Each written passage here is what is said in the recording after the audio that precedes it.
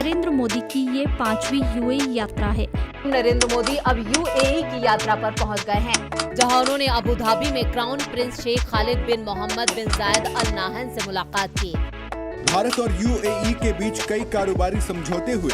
भारत और संयुक्त अरब अमीरात 3 ई पर आधारित हैं: एनर्जी, इकोनॉमी और एक्सपेट्रिएट यानी अप्रवासी भारतीय। पीएम मोदी ने शेख नाहयान को अपना दोस्त बताया। कुछ दिन पहले Indian prime minister Narendra Modi ji ने यूएई का विजिट किया। अब इस यूएई का विजिट इंडिया और यूएई के रिलेशन के लिए एक बहुत बड़ा स्टेप है। मैं ये क्यों बोल रहा हूँ? क्योंकि इन दोनों देश के बीच में एक एमओयू मतलब मेमोरेंडम ऑफ अंडरस्टैंडिंग साइन हुआ है। इस एमओयू का 2 मेन हिस्सा है, जिसका पहला पार्ट है दोनों देश का इंपोर्ट ड्यूटी लगभग खत्म हो चुका है।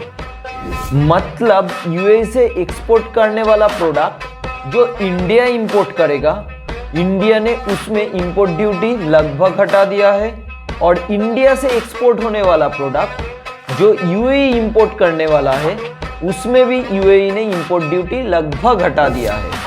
और दूसरा बात है पेमेंट फैसिलिटीज में सुविधा। पहले तो दोनों देश के ट्रेड रिलेशन में करेंसी कन्वर्शन में कोई डॉलर नहीं रहेगा। दोनों देश अपना अपना लोकल करेंसी इसमें यूज कर सकता है। और दूसरा बात, ऑनलाइन पेमेंट में इंडिया का ऑनलाइन पेमेंट सिस्टम यूपीआई और यूएई का ऑनलाइन पेमेंट सिस्टम आईपीपी, इस दोनों को लिंक करने का बात बताया गया है। इसके बाद दोनों देश का इंटरनेशनल रिलेशन बहुत इंक्रीज होने वाला है और इसका ट्रेड में भी बेनिफिट आने वाला है। इसके कारण जितना ट्रेड इंक्रीज होगा उतना ही दोनों देश का एम्प्लॉयमेंट भी इंक्रीज होगा। और दूसरा बात तो ये है कि इंडियन लोगों का दुबई विजिट और भी इंक्रीज होने वाला है।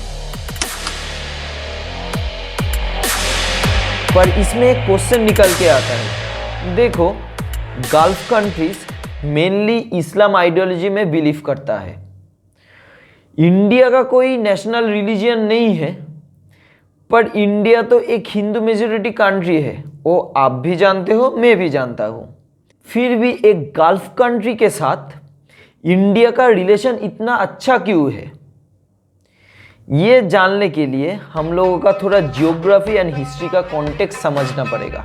आप जब एशिया का नेचुरल मैप देखोगे तब मिडिल एशिया और गल्फ रीजन के आसपास का एरिया पूरा बैरन और डिजर्टेड दिखाई देगा। जो ग्रीनरी एरिया है वो साउथ ईस्ट एशिया और उस तरफ चाइना का ईस्टर्न पार्ट है। इसके कारण इंडियन सबकॉन्टिनेंट और चाइना का ईस्टर्न पार्ट में जितना एग्रीकल्चरल डेवलपमेंट हुआ है, उतना डेवलपमेंट एशिया के और किसी जगह नहीं हुआ।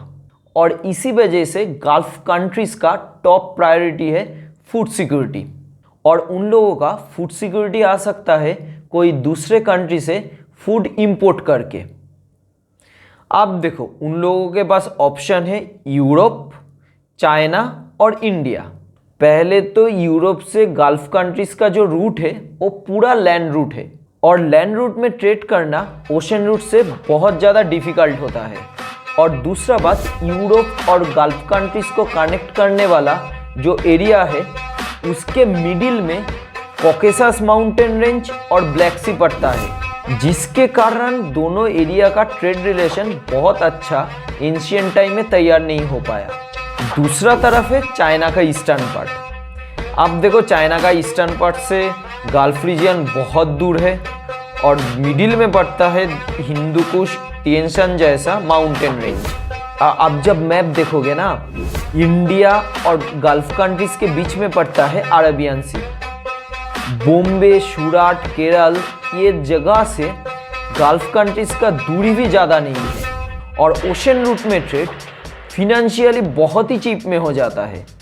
इसलिए देखोगे कि इंडिया और गल्फ कंट्रीज का ट्रेड रिलेशन बहुत एंशिएंट टाइम से हो रहा है। और हिस्टोरिकली देखा जाए तो इंडिया के साथ गल्फ कंट्रीज का रिलेशन बहुत पुराना है। पुराने आर्टिफैक्ट से पता चलता है इंडस वैली सिविलाइजेशन के टाइम से गल्फ कंट्रीज के साथ इंडिया का ट्रेड रिलेशन था। इंडिया से मेनली दाल, गेहूँ, मसाला जैसे चीज़ एक्सपोर्ट होता था और गल्फ रीजियन से इंपोर्ट होता था प्रेशियस स्टोन, जेम्स, डायमंड्स, ये सब कुछ। आप ये बात जानकर आश्चर्यचकित हो जाओगे कि ब्रिटिश इंडिया के टाइम में ब्रिटिश गवर्नमेंट मुंबई प्रेसिडेंसी से ओमान को कंट्रोल करता था। समय बदला, समय के साथ साथ इंडिया का नीड भी बदलने लगा। पहले इंडिया में इंपोर्ट होता था प्रेशियस जेम्स, स्टोन, डायमंड्स, पर इंडिया का अब ज़रूरत है पेट्रोलियम और नेचुरल गैस। देखो, इंडिया जैसे डेवलपिंग कंट्री को डेवलप करने के लिए पेट्रोलियम ज़रूरत है, क्योंकि रिन्यूएबल एनर्जी का डेवलपमेंट उतना नहीं हुआ है कि इंडिया का एनर्जी नीड फुलफिल कर पाए।